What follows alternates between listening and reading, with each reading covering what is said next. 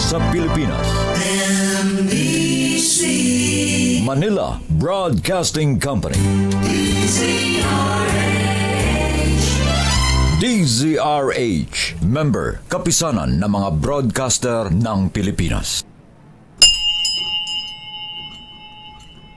Oras sa Father Elmer Pinili, alas 4:10. Uy! Nakapag-break ka na ba? Nakapag-relax ka na ba? Saan ka man nagtatrabaho, mapa-opisina man o work from home o mula mismo sa pwesto, sasabayan namin ang break time mo. Sasabayan namin ng mga balita at komentaryo, mga panayam ng mga taong viral ngayon. DZRH Break Time!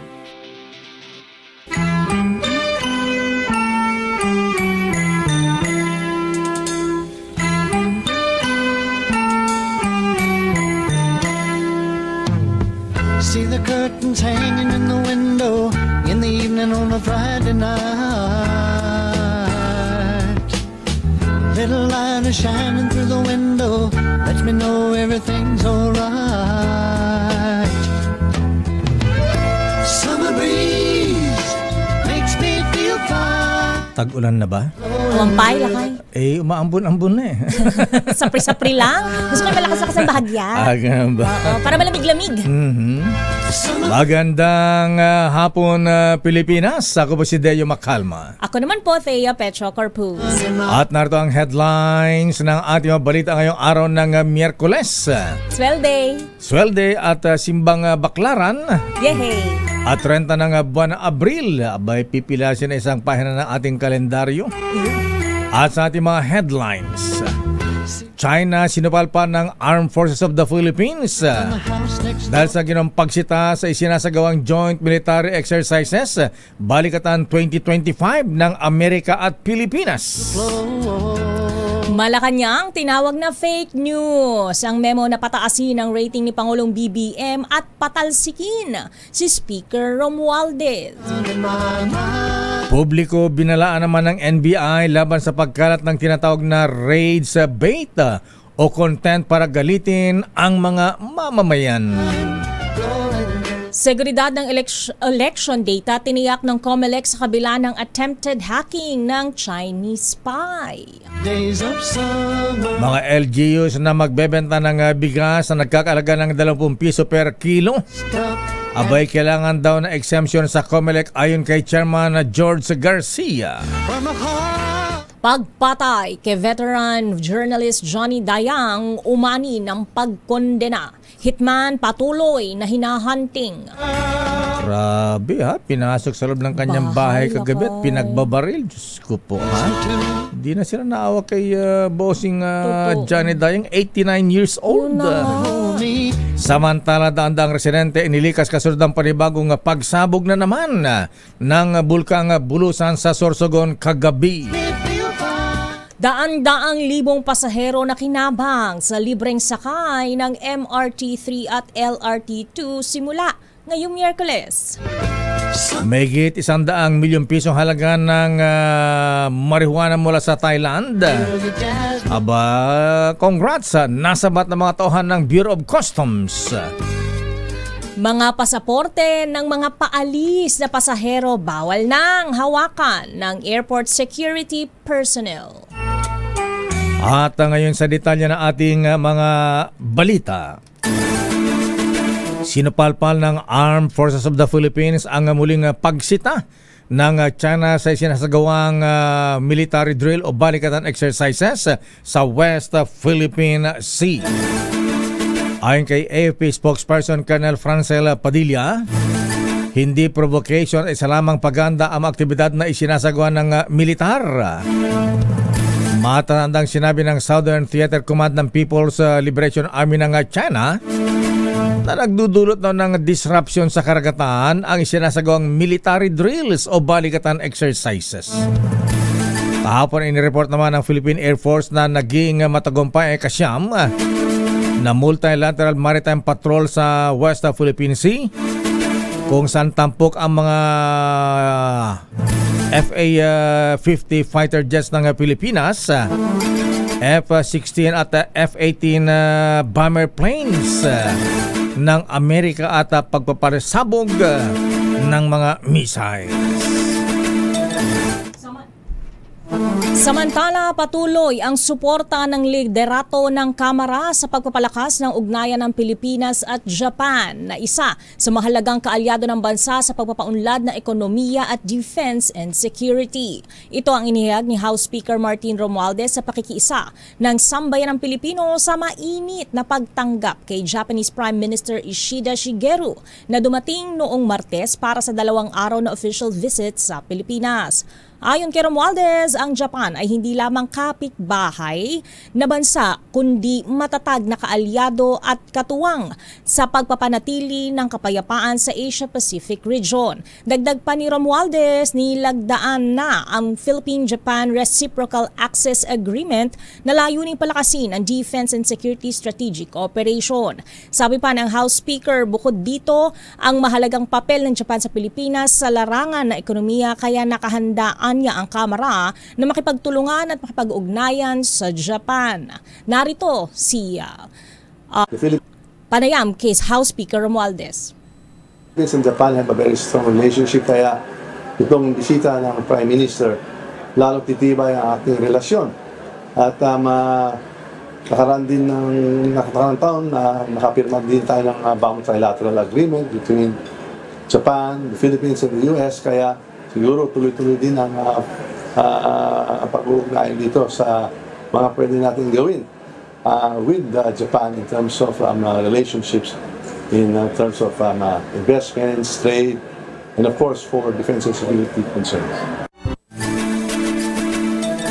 Samantala, pinabulaan na ng Malacanang ang umano'y memorandum na nag-uutos ng intensified operations para palakasin, pataasin ang ratings ng Pangulong Ferdinand Bongbong Marcos Jr. At pagpapatansik daw kay Speaker Ferdinand Martin Romualdez sa kanyang pwesto. Tinawag ni Palas Press Officer Yusek Claire Castro na fake ang naturang dokumento na umano'y pirmado ni Executive Secretary Lucas Bersamin at sinabing hindi ito dapat paniwalaan. Narito si Yusek Claire Castro. It's fake. So wag po tayong basta maniniwala sa mga fake documents, sa mga dokumentong nagkakalat-kalat. Tandaan natin, uso ngayon ang fake news. Daming fake. Samantala sa hiwalay na pahayag, mariitinanggi naman ni Executive Secretary Lucas Bersamin na tunay ang nasabing memo. Ayon kay Bersamin, fake yan at gawa-gawa lamang ito ng mga malisyoso na nagtatangkang buwagin o siraan ang mga kandidato ng administrasyon. Sa kaugnay na balita, nagbabala sa publiko ang National Bureau of Investigation tungkol sa patuloy na pagkalat ng fake news. Partikular na tinukoy ni NBI Director Jaime Santiago ang mga rage bait o ang mga content na ginawa para sa galitin ang publiko. Partikular dito ang mga edited o spliced videos para maging iba ang konteksto at mag-viral o umani ng maraming reaksyon sa social media. Payo ni Santiago sa mga netizen maging mapanuri at kalmahin ang sarili kapag nakakita ng rage bait content upang maiwasan ang lalong pagkalat nito. Gayon din dapat suriin kung sino ang mga mapagkakatiwalaang media outlet at content creators.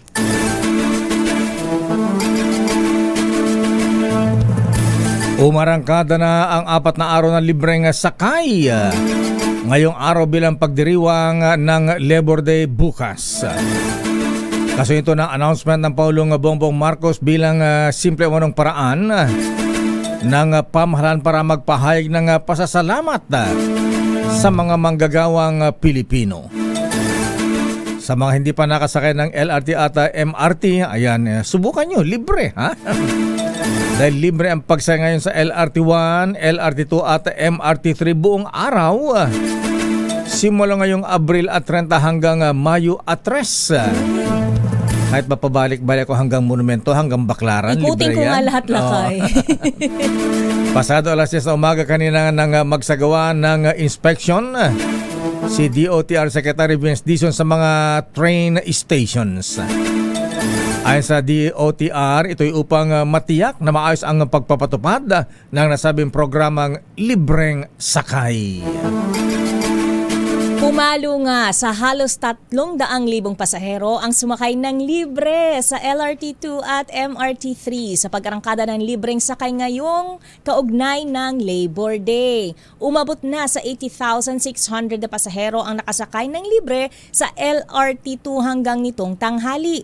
Ayon sa Light Rail Transit Authority, pinakamaraming bugso ng pasahero sa LRT2 ay kaninang alas 8 ng umaga sa kasagsagan ng rush hour kung saan ito ay umabot ng 13,000 na katao.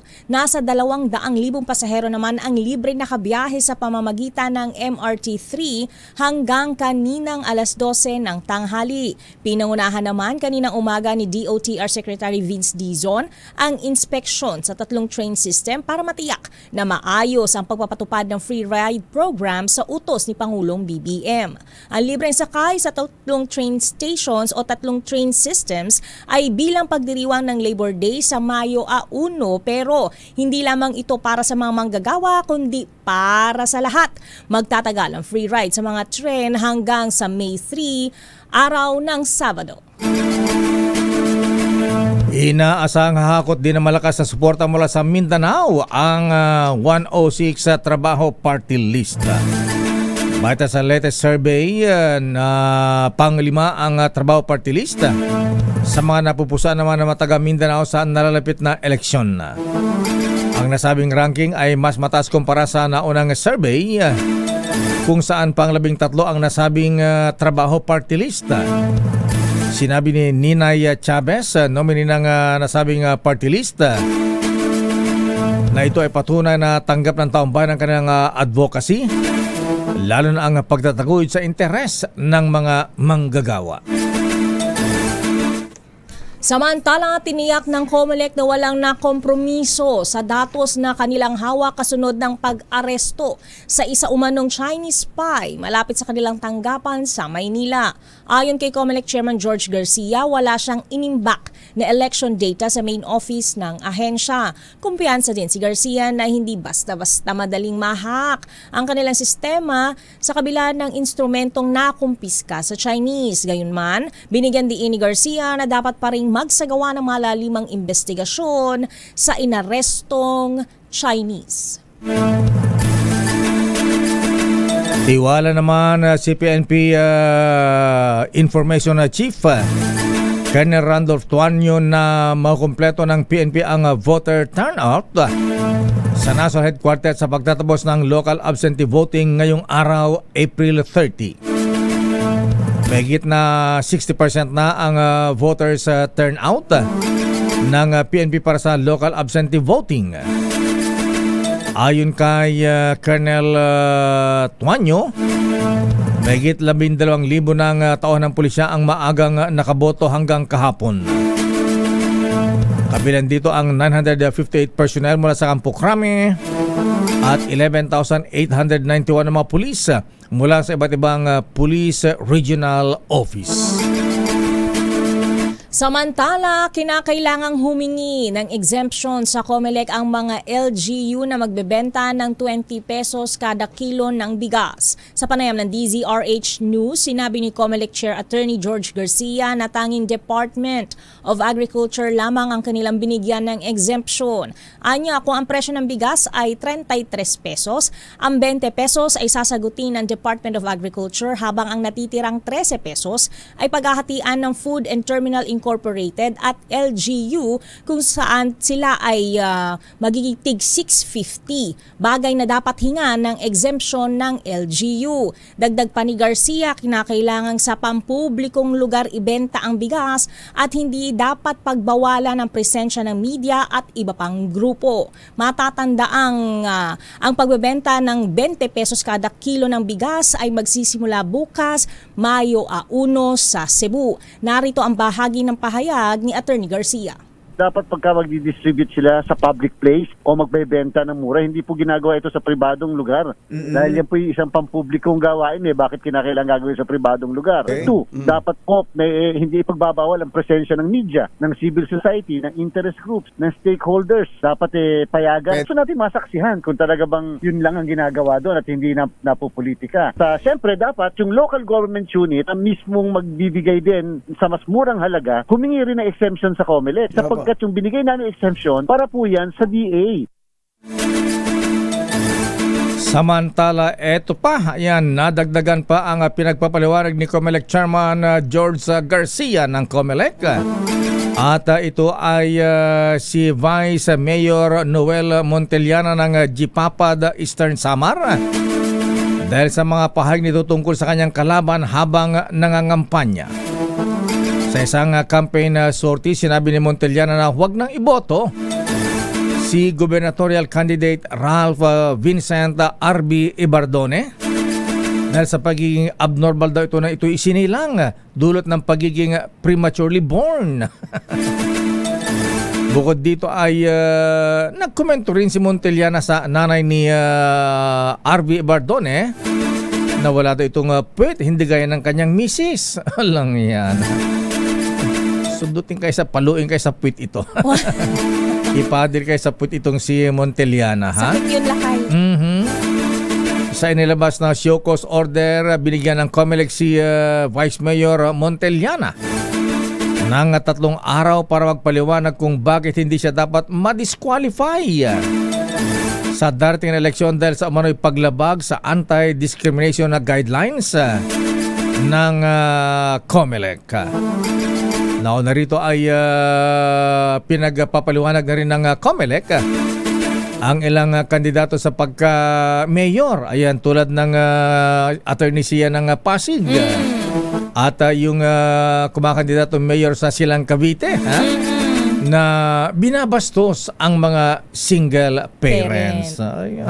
Medyo tumahimik nga sila lakay. Ayan, ayan. Natahimik din itong si itong si Vice Mayor Noel Montellana. Samantala, umani ng suporta sa Senado ang kasong human trafficking laban kay Attorney Harry Roque at 30 iba pang sangkot sa Pogo. Naniniwala sina Senator Risa Ontiveros at Senator Sherwin Gatchalian na dapat managot sa batas ang mga personalidad na nasa likod ng Philippine Offshore Gaming Operators o Pogo sa bansa. Unang kinasuhan ng human trafficking sina dating presidential spokesperson Attorney Harry Roque, Cassie Leong at maraming iba pa kaugnay ng Pogo Hub sa Porac, Pampanga. Ayon kay Senator Ontiveros, naghahanap ng full accountability ang taong bayan sa lahat ng sangkot sa Pogo, lalo na't hindi umano maitatanggi ang ebidensyang nakalap ng Senado. Welcome naman kay Senator Gatchalian ang paghaharap ng kaso ng Department of Justice laban sa mga sangkot sa Porac Pogo Hub.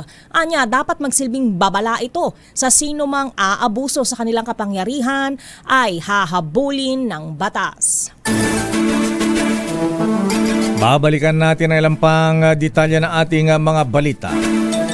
O yung mga LGUs, ayan, pinapayagan na po ng COMELEC na magbenta ng 20 pisong per kilong presyo ng bigas.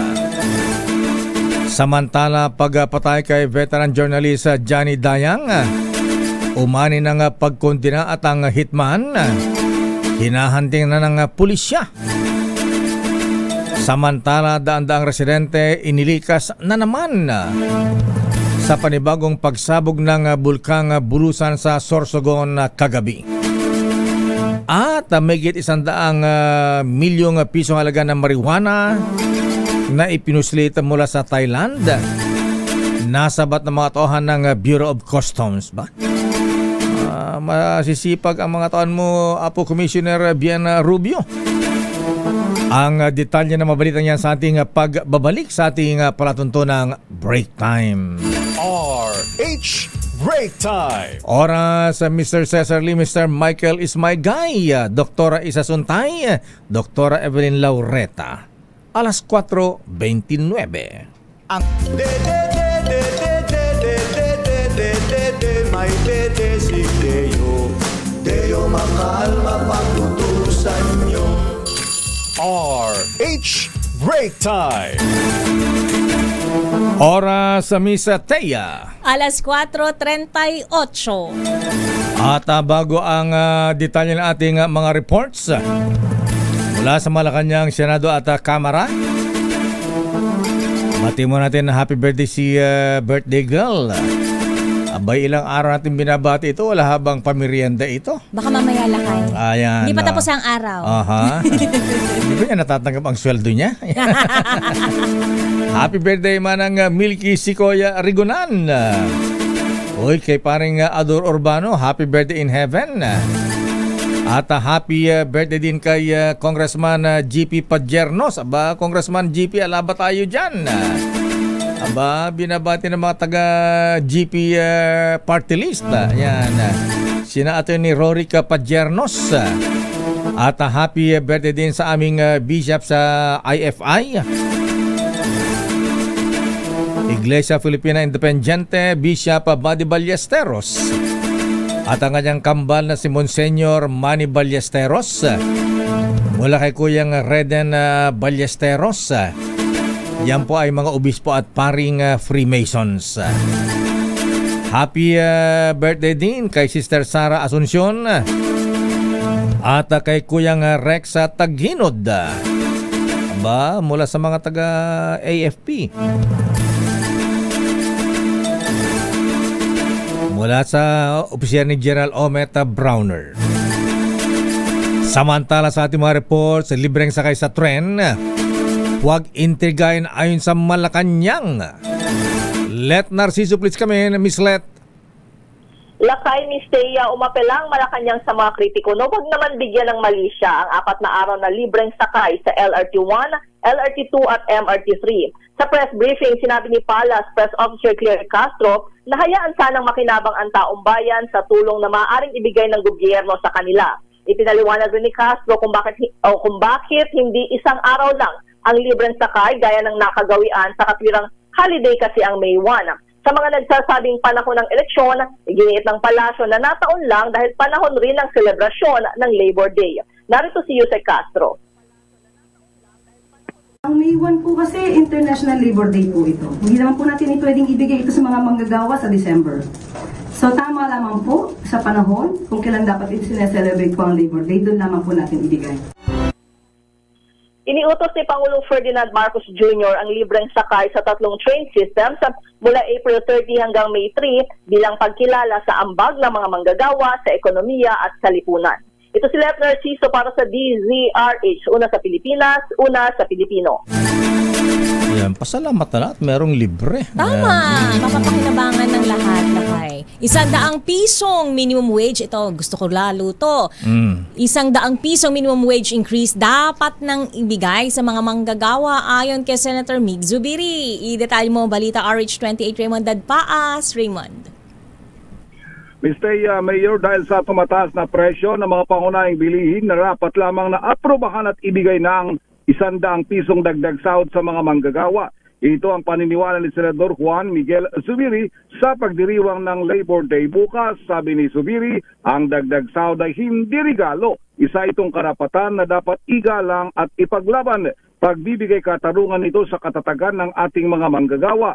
Paniwala ni Zubiri, hindi tayo maaring magmalaki na may economic growth kung hindi naman ito nararamdaman sa bawat hapagkainan ng ating mga kababayan. Giit ng senador, sa bawat pawis at pagod na mga manggagawa ay dito nakatindig ang ating bansa. Umaasa si Zubiri na makalulusot ngayong Kongreso ang 100 pisong dagdag na sahod na naaprobahan na sa Senado o kaya ay ang 200 pesos na panukala sa Kamara de Representantes. Bukas ito sa pag-uusap at magkaroon ng kompromiso sa pagitan ng 100 piso at 200 pisong dagdag sahod sa mga manggagawa. Ito si RH28 Raymond Dadpaas para sa DZRH, una sa Pilipinas, una sa Pilipino. Maraming salamat Raymond. Samantala lakas CMD sumaklolo sa NBI para imbestigahan at kasuhan ang mga nagpakalat ng Oplan Horus. Ano itong Oplan Horus manang Milky? Ngayon ko lang narinig ito. Alamin natin ang detalye mula kay birthday girl. Aris number 12, Milky Sikoya Rigonan. Please come in, Milky. Lakayateya, humingi na ng tulong ang Lakas CMD sa National Bureau of Investigation para imbestigahan ang pinagbulan at nagpakalat ng Oplan Horus. Ayon sa Lakas CMD, gawa-gawang dokumento ang tungkol sa Oplan Horus na nagdodokumento umano sa attack plan ng administrasyon para patalsikin si Vice President Sara Duterte at masuspindi ang mga senatorial candidates na nalalapit sa pamilya nito. Sa Oplan Horus, tinukoy si Majority Leader Manix Felipe na nasa likod umano ng una ng itinanggi naman ng naturang mambabatas. Kinasuhan na rin ni Felipe ng cyber libel ang Manila Times sa panguna ng publisher na si Dante Francis ang II, mga editor at ang kanilang reporter sa Kamara na si Red Mendoza. Sabi ni Ana Capella Velasco, Executive Director ng Lakas CMD, hindi lamang ito paninira kay Felipe kundi sa buong partido at mga kandidato ng alyansa ng Bagong Pilipinas. Hinihiling ng Lakas CMD sa NBI kung bakit ang forged document ay nailathala sa isang major news outlet at naipakalat pa sa kanilang mga social media platforms. Dito ni Velasco, hindi ito dapat pinalalagpas at ang aksyon ng Lakas CMD ay para masampulan ang mga nagpakalat at disinformation at fake news na tuluyang makasuhan ang mga ito. Ako si New Greguna nagulat para sa DCRH. Madam Milky. Yan, Takay. May sabi rito Sa'yo ang inumin, sa'yo ang pulutan. Happy, happy, happy birthday. Sana'y di tayo malasing. Akala yung portion na mabusog mo kami, Lakay. Hindi pa dumadating yung cholesterol-free na lechon kay Aling Lydia Manamilki, ha? To follow ba, Manang? Linggo na. Oo, isang linggo na ako, yung minabati nila kay sabi ko, ano ba naman to? Hindi ba nagpapadala ng merienda? Oo nga, sabi ko, umandar yata ang pagkailukanan nito, nakirmot. Maraming salamat, Manamilki. Pagkakirmet lang kayo. Salamat lang kayo, Teya. Balik sa inyong dalawa. Pero umaasa mga taga News Center, may darating, hulimanda at magaling. May darating din. May darating pa rin. Samantala, Philippine National Police nilinaw na hindi suspect ang turing sa anak ng pinatay na Chinoy Magne. Ala, sabi nila kay Justice Secretary Boying Remulla yan. Ala, person of interest ba, Lakay? Ano ba? RH52, pakilinaw nga yan, Edniel Parosa. Edniel. Nilinaw ng pambansang pulisya, Lakay Deo at Tamisteya, na hindi pa itinuturing na suspect itong anak ng pinaslang na Filipino-Chinese steel businessman matapos madawit bilang umunay mastermind sa insidente. Kasunod ito ng aligasyon ng naarestong primary suspect na si David Tan Liao na itinuro ang mismong anak ng biktima bilang nag-utos di umano sa krimen. Sa pulong balikan sa Campo Crame, naglabas pa ng diagram si PNP spokesperson, Police Brigadier General Jean Fajardo ng mga sangkot sa kidnap slay. Kinabibilangan ni Liao at dalawa pang naaresto, maging ng dalawa pa rin at large na kanilang kasabwat. Isa sa mga hinahanap pa ay ang isang Kelly Gong na may patong ng 5 milyong pisong reward mula umano sa isang concerned citizen. Ngayon man, paliwanag ni Fajardo, kailangan pa rin isa lang sa preliminary investigation itong salaysay ni Liao, bagay na sasagutin naman ng anak ng negosyante. Nauna nang naglabas ng sama ng loob ang Chinoy community na Movement for Restoration and for Peace and Order dahil sa pag-name drop sa anak ng biktima bilang posibleng mastermind na lumabas na nga sa ilang mga news outlet. Pakinggan natin si General Fajardo.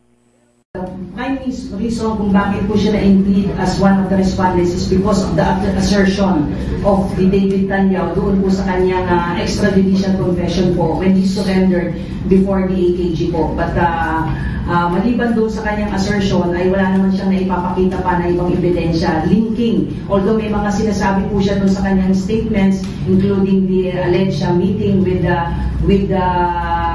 son and even the physical and even the calls, wala po siyang maipresent. Ibinunyag pa ng PNP na gumamit ng junket operator sa casino ang mga salarin sa kidnap slay para maitakas ang 200 million peso ransom money sa pamamagitan ng pag-convert dito bilang cryptocurrency. Nakitaan ng PNP ng paglabag ang ilang malalaking casino na hindi umano inulat sa otoridad ang kahinahinalang pagpasok ng pera sa iba't ibang mga petsa. Pinag-aaralan na ngayon ng otoridad kasama ng AMLAC, Bangko Sentral ng Pilipinas at PAGCOR kung makakasuhan din ang mga hindi mo na pinangalan ng kasino. Ito si Edniel Parrosa, nag-uulat para sa DZRH. Una sa Pilipinas, una sa Pilipino. Maraming salamat, Edniel Parosa. Ayan, sa bagay totoo yan. Minsan nagagamit ang mga kasino sa money laundering, ha? Ayan, dyan ay dinadaan. Ayan, kunyari nagsugal, kunyari nanalo. Ayan, okay. Maraming chips yun. Malinis na. Ayan.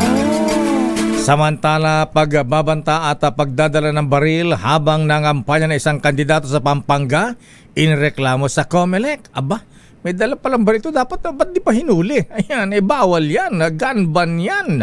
Arrest number 29. Boy Gonzales, please come in. Boy G.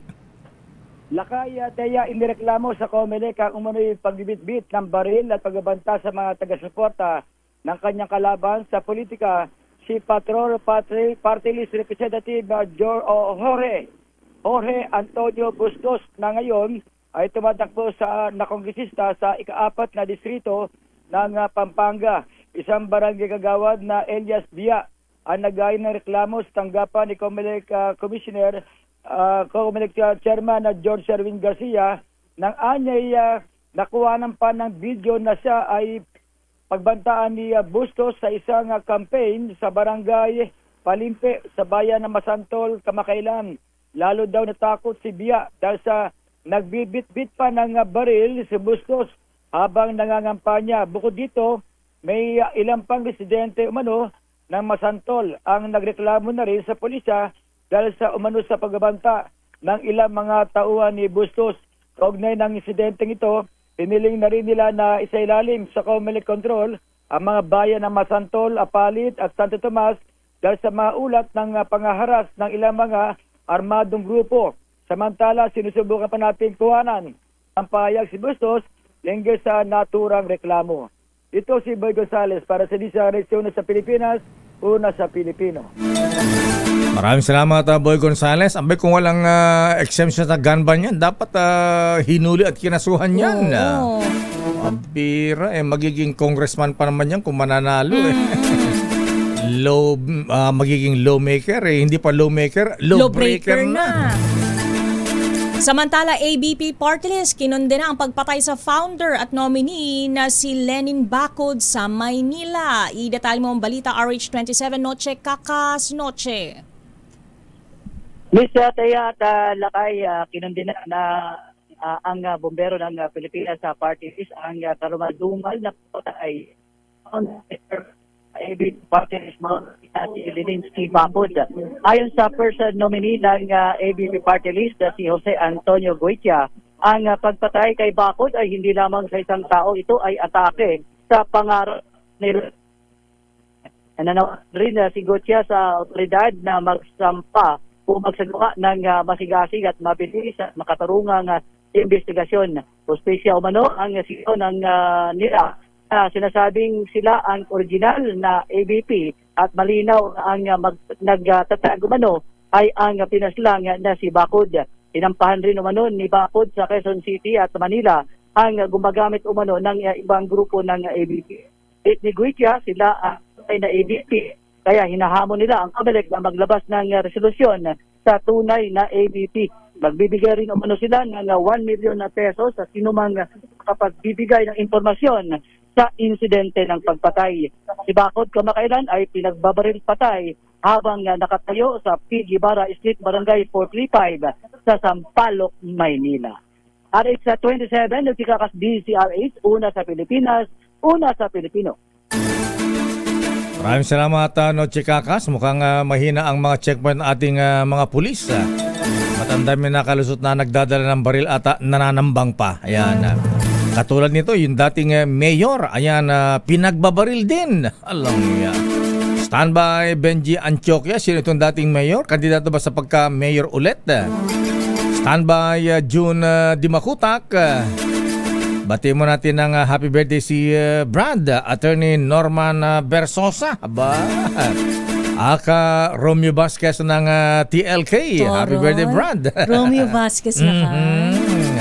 Look-alike daw siya ni Romeo Vasquez. Tisoy.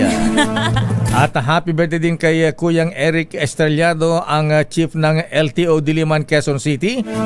Hoy, kay Tatang Carlos Bernardo, 80 years old siya ngayon. Tatang Carlo Bernardo Abes ng General Tinio Nueva Ecija. Binabati ni Kuyang Neil Pagkalinawan, babahado ngayon ng Emperador Brandy. Wow. At si Kuyang Rex Taginod, ha? Ayan, mukhang sagot ni Apo General Omet Brown ng ang ating AFP-CHUB staff. Ang inyong blowout ngayon. Binabati ka ng mga brethren sa TM Calao. At happy birthday din kay Kuyang Vice Mayor Paddy Padilla ng Calapan City Oriental, Mindoro. At mga brethren, sad news, si very worshipful Raynor Taroy. Naku, kaya pala hindi na nagte-text sa akin ito, ha? Si Kuyang Raynor Taroy, mga brethren, drop his working tools. At ang ating mga brethren sa Andres Bonifacio Masonic Lads ay nagpapabot din ng pakikiramay. Rest in peace, Kuyang Raynor Taroy.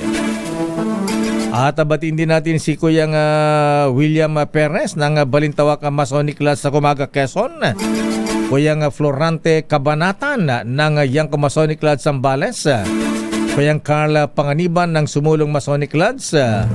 Very worshipful Omar Honrade ng Sierra Madre 181 Paete, Laguna. At Kuyang Jerry Ragojos ng Apaya Masonic Lads number 396. Happy birthday din kay Doktora Jaika Grace Pagdilaw ng Cagayan de Oro City, ba? Ang unika iha ni Dr. Ferdinand Pagdilaw. At maraming salamat kay Bossing Dante ang ng Manila Times sa masarap na kafe. Gusto ko yan. Oras, Miss Teya. Alas 4:54. Out kay Kuyang General Rene Calonso at ang mga security guards ng Metro Guard Security Agency Office, sina Sir Rod at Mama Cha. Samantala, dating mayor ng Plaridel, saang bayan ito, Benji, ha? Plaridel Bulacan ba to o Plaridel Quezon, Laguna? Meron bang Plaridel dyan? Abay, pinagbabaril. Mabuti hindi po namatay. Sugatan. Benji Antioquia, please come in. Benji. Yes, Lakay, dayo tinambangan ng hindi pa nakilalang salarin si dating Plaridel Quezon Mayor Poy Magbuhos kanina na madaling araw sa tapat mismo ng Prime Water sa Barangay Ridby, Lucena City. Ayon sa ulat, pababa na sana ng kanyang kasama si Magbuhos mula sa sasakyan ng biglang tutukan ng baril ng isang armadong lalaki. Tinangka umano ng suspek na kunin ang bag ng dating alkalde, ngunit mabilis na pinaharurot ni Magbuhos ang sasakyan. Dahil dito nakaladkad ang gunman ng ilang metro bago siya nakaputok. Tinamaan si Magbuhos sa hita at bisig. Sa kabila na tinamong sugat, nagawa pa rin na imaniho ni Magbuhos ang sasakyan patungong MMG Hospital sa Lucena City, kung saan siya kasalukuyang nagpapagamot at nasa ligtas ng kalagayan. Batay sa paunang investigasyon na galing umano si Magbuhos sa kanyang kasama sa Quezon Cockpit Arena sa Barangay Mayaw, kung saan siya ay isa sa mga operator kasama si Barangay 5 Chairman Edward Sibang ng Lucena. Si Boy Magbuhos ay kasalukuyang kandidato sa pagka-vice alkalde ng Plaridel Quezon sa darating na special election sa Mayo 12, kung saan makatunggali niya si Bernardo Tumagay. Inimbestigahan naman ng mga otoridad ng pulisya ang insidente, kabilang ang posibilidad na ito ay may kinalaman sa politika. Yan ang ulat mula dito sa lalawigan ng Quezon. Yes. Ito bang si former Mayor Magbuhos? Ano to ni Aling Charing Magbuhos? Kamag-anak ito. Kamag-anak. Kala ko, ayan. Aling Charing, okay. Kamag-anak. Ang dating Hueteng Queen dyan sa Southern Tagalog. Totoo Lakay. Why pa ba si Aling Charing Magbuhos? Oo. Matagal na. Sinuntunan ni Lord. Ayan. Okay. Sige. Maraming salamat, Benji. So, yan ang update mula dito sa lalawigan ng Quezon. Ito si Benji Antioquia nagmulat para sa DCRH, una sa Pilipinas, una sa Pilipino. Daming karasan sa ngayong election period. Papalapit na papalapit para binamparami. Ito na nga't bomber suspect sa isang unit ng bus noong 2021 sa Tulunan, Cotabato Province. Arestado na. Idetalye mong balita, RH19, June Dimakutak. June. Mr.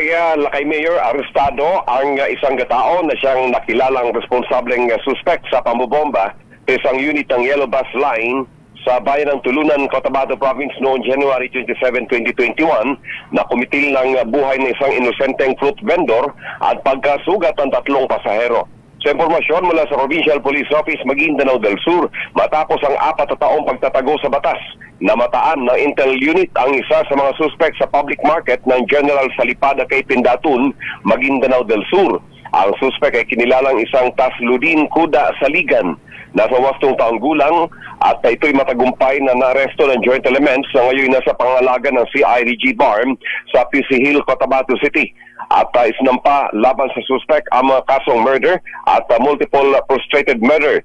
Magunit ang mga lakay at Mistea na lumabas sa investigasyon ng PNP na extortion ang punot dulo ng pambobomba ng isang armed group sa naturang bus company na nakabase sa South Cotabato, at sa tulong ng witnesses nakilala ang isa sa mga suspect na mismo nagtanim ng IED sa naturang bus.